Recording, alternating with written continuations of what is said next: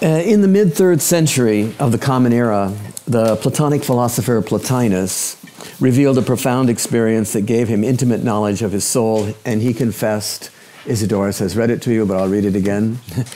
Many times awakened to myself out of the body, this is the first quotation, believing myself then especially to be part of the higher realm, one with the divine and based in it, above all intelligible beings. But then going down from this position in the divine, from nous down to discursive reasoning, I'm puzzled how I could even now descend, how my soul has come to be in the body.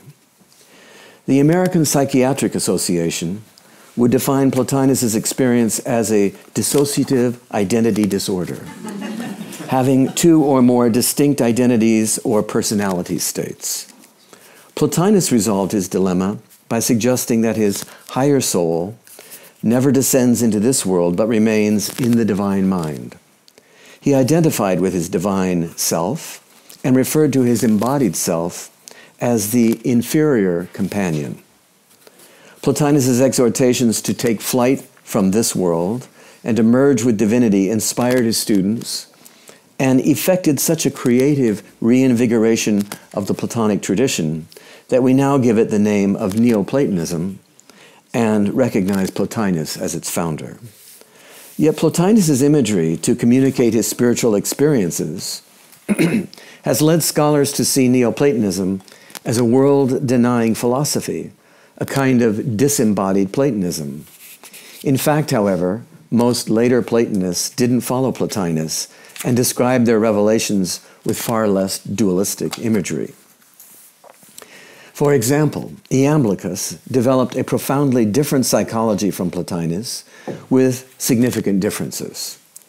Although he also describes the soul's dual reference in the experience of divine revelation, he maintains, in contrast to Plotinus, that the soul descends completely into the body, which separates us from the nous. Yet he says, in each of us there is a divine presence more ancient than our nature, through which we unite with the gods.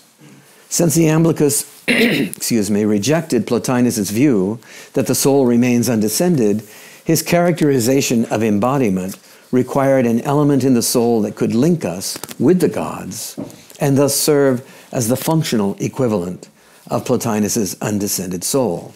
This is the second quotation. Iamblichus refers to this principle in a variety of ways. Sometimes he calls it another principle of the soul above all nature and generation, an innate gnosis, more primal, divine good, or more simply, the one of the soul. In the 6th century, Damascus describes our dual reference as a paradox. The human being, he said, is particular and universal, mortal and immortal. In the Hermetica, Poimandres reveals to Hermes that mankind is twofold, physically mortal, but essentially divine, enslaved to fate, yet living freely above the cosmic order. Oh, thank you. 2 souls, one universal and divine, the other particular, mortal, and living under fate. These were the portrayals of the soul recognized by philosophers in the ancient world. Instead of denying the reality of the mortal soul, Iamblichus said that since the soul has descended into a body, that which is immortal in the soul is filled completely with mortality and no longer remains only immortal. Unlike Plotinus, Iamblichus did not see the embodied self as his inferior companion. He identified with it. So he was challenged to find immortality through his mortal experience. His solution to the problem of our identity was so original and subtle that the Belgian scholar Carlos Steele says we have yet to grasp it. Steele maintains that Iamblichus's view of the soul, and this is third quotation, has been neglected by scholars. No one has focused on the original vision of the soul that's revealed in it. We find in Iamblichus an entirely new approach to the problem of the identity of the subject, the soul, through change. Iamblichus believes that it is through our mortality, suffering, and change that we discover our immortality. We realize divinity not by disavowing our mortality, as Plotinus seemed to do, but by finding divinity revealed in our mortal habits. Iamblichus designed a practice for engaging the gods through material reality. He called it theurgy. Theurgia means divine activity, and it was Iamblichus's theurgic Platonism that defined the tradition until the Platonic Academy was closed in 529 by Emperor Justinian. So what was theurgy, and how did it come to influence Platonism?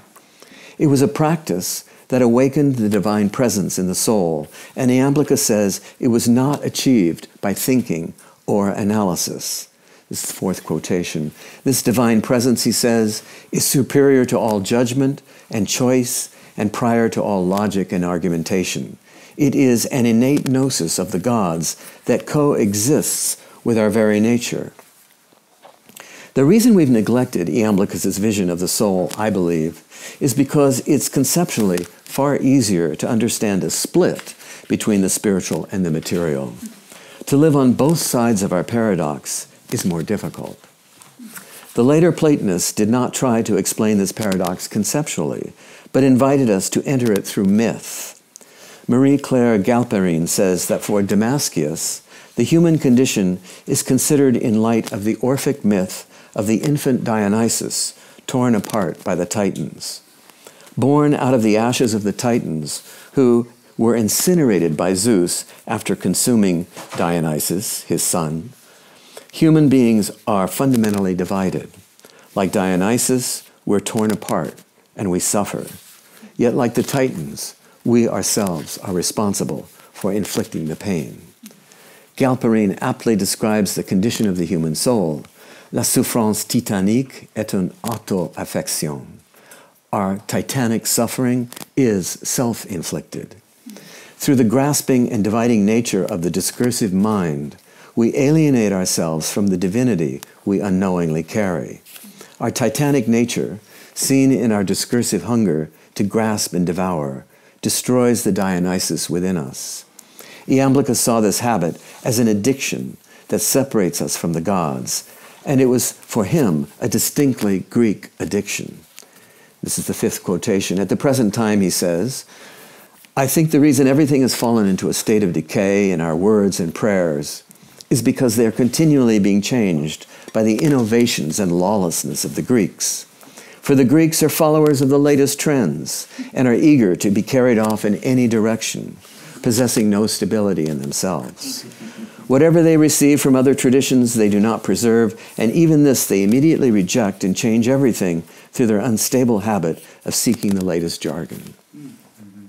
For Iamblichus, the soul's innate gnosis of the gods is received in ritual and not by thinking or analysis. He redefined Platonism as much as Plotinus, or even more, by arguing convincingly that the teachers of his tradition, Pythagoras, Plato, and other sages, had all received their wisdom through divine revelation, and further, that this tradition continued to engender revelations through the ritual practices of theurgy. Perhaps not least important was Iamblichus's expertise in the most revered revelatory text of antiquity, the Chaldean oracles. The oracles were transmitted by the gods through entranced mediums in 2nd century priestly circles in Apamea, Syria. These oracular revelations contained instructions for receiving the gods.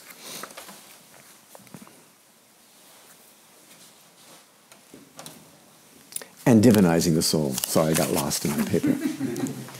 The Chaldean priests were the original theurgists whose revelations Iamblichus was able to harmonize with Platonic and Pythagorean teachings.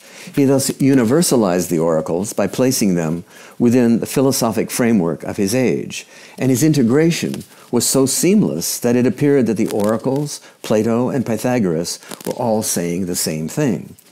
And it was a distinctly Iamblichian message for engaging the higher soul of Plotinus. The first fragment of the oracles enjoins us to, this is quotation 6, know without straining, turn back the sacred eye of your soul, and bring an empty mind to the divine mind. According to the oracles, to approach divinity, we must give up trying to grasp it. We must let go of our titanic hunger. For post-Iamblichean Platonists, the task was to cultivate discursive blindness and learn to see in the dark, to function from a more primal level of the soul. Iamblichus did not deny Plotinus' experience of a higher reality. He simply wanted to ensure that it was received in an authentic way. The kind of ecstasy described by Plotinus was an important element of theurgical Platonism as well. But not all ecstasies were beneficial. Some could lead to madness. It was the art of the theurgist to guide souls into ecstasies that unite us with the gods. To put this into contemporary terms, the descended soul of Iamblichus and the inferior companion of Plotinus are the body ego, our local self, with a personal history. For Plotinus, however, we are never truly here. Human souls remain in the spiritual world and never descend into the ugliness of the body. Matter is described by Plotinus as evil itself. So the goal of his Platonism is to go within, to recover our unfallen souls and escape from the material world. This is not Iamblichus' Platonism. This is quotation 7. He characterized the escape from the body and material world as a lesser goal. The greater goal, he explained, includes sharing in the creation of the world, joining parts to wholes, and contributing power, life, and activity from the wholes to the parts. In sum, the deified soul embraces the world like an embodied demiurge, and this is accomplished not by rejecting the body ego and our titanic impulses, but by finding the divinity hidden within them. As the late Platonist Olympiodorus put it, using Pythagorean terms, this is 8, Dionysus is the monad of the Titans. That is, Dionysus is their source. They express his will. The Iamblichean soul needed to discover how its titanic alienation from the divine was paradoxically the way in which it could enter divine activity, which is to say, theurgia. For Iamblichus, the embodiment of souls fulfills the telos of the gods to appear in human life. As he explained in his De Anima commentary, quotation 9, the will of the gods is to show themselves as gods through souls. For the gods appear in bodies and reveal themselves in the pure and faultless lives of souls. Theurgists were the exemplars of this telos. For them, material objects and our physical senses become portals to enter the divine mind. The material world is more than a window to the spiritual world. It is the spiritual world, revealed materially. For Iamblichus, there are spiritual and material worlds, but for him, the spiritual world is revealed as material reality. The body ego, therefore, is not discarded, it's transformed. As an addendum to this Iamblichean solution to integrating our divine soul, I find it intriguing that Carl Jung's reflections on the soul are in remarkable agreement with Iamblichus' view that each embodied soul feels alienated from the infinite, and how that separation, paradoxically, allows the soul to join it. Jung writes, and this is the last quotation in the list, the feeling for the infinite, however, can be attained only if we are bounded to the utmost. The greatest limitation for man is the self. It's manifested in the experience, I am only that. Only consciousness of our narrow confinement in the self forms the link to the limitlessness of the unconscious. In such awareness, we experience ourselves concurrently as limited and eternal, as both the one and the other.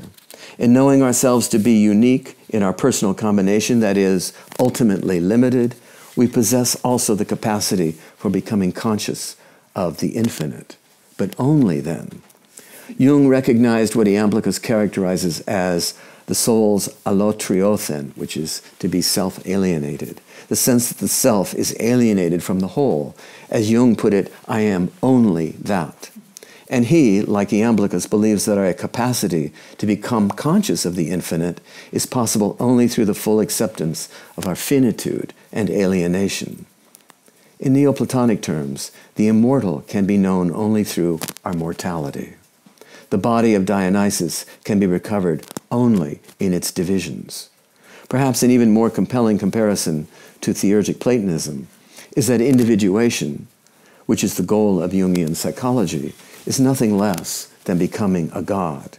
And Jung's integration of archetypes is the equivalent of the theurgic practice of uniting with the gods. That's my paper. Thank you. Thank you.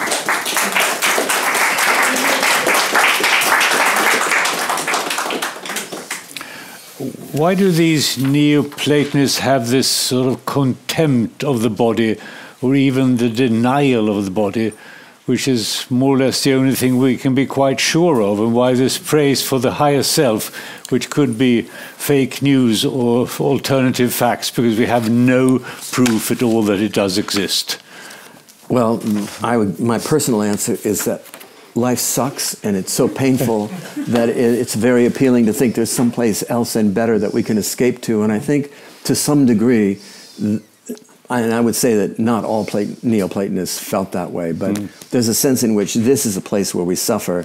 Isn't there a better place to be? There must be. And I think it's just that basic sense. To shuffle off this mortal coil that flesh is heir to, right, as I used to say on stage when I play Hamlet. That's right. I think that's more or less it.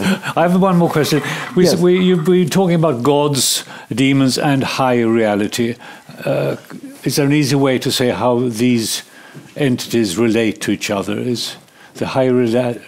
I think I would say that these are metaphors to talk about experiences that transcend my ordinary self, my ordinary everyday self. And that when a person enters into that kind of ocean of experience, they might call it a god, and they call it the higher self. And I think these are just ways of capturing a profound experience that isn't ordinary.